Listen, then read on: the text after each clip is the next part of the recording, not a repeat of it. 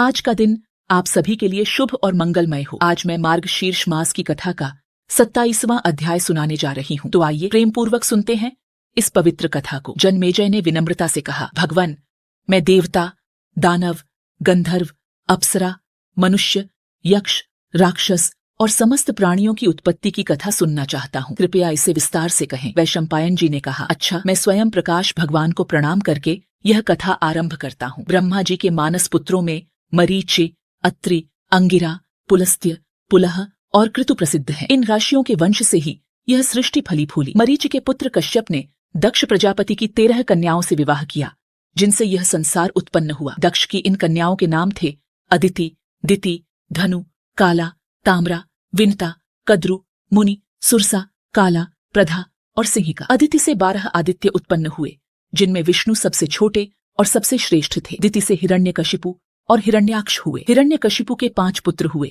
जिनमें प्रहलाद सर्वश्रेष्ठ थे। प्रहलाद के वंश से बलि और उनके पुत्र बाणासुर का जन्म हुआ। बाणासुर भगवान शंकर के अनन्य भक्त थे। दक्ष की अन्य कन्याओं से राक्षस, गंधर्व, अप्सराएं, सर्प और देवगण उत्पन्न हुए। कद्रु के पुत्र सर्पगण थे, जिनमें वासुकी और शेषनाग प्रमुख थे। विनता से गरुड़ और अरुण का जन्म हुआ। मुनि की संतानों में गंधर्व उत्पन्न हुए और प्रधा से अप्सराओं की उत्पत्ति हुई। ब्रह्मा जी के पुत्र रुद्र के 11 स्वरूप हुए, जिनमें मृगव्याध, शर्व, भव, पिनाकी, ईश्वर और कपाली प्रमुख थे। ये रुद्रगण सृष्टि में संतुलन बनाए रखते हैं। आदित्य, वसु, रुद्र और अश्विनी कुमार मिलाकर मुख्य 33 देवताओं का वर्णन होता है।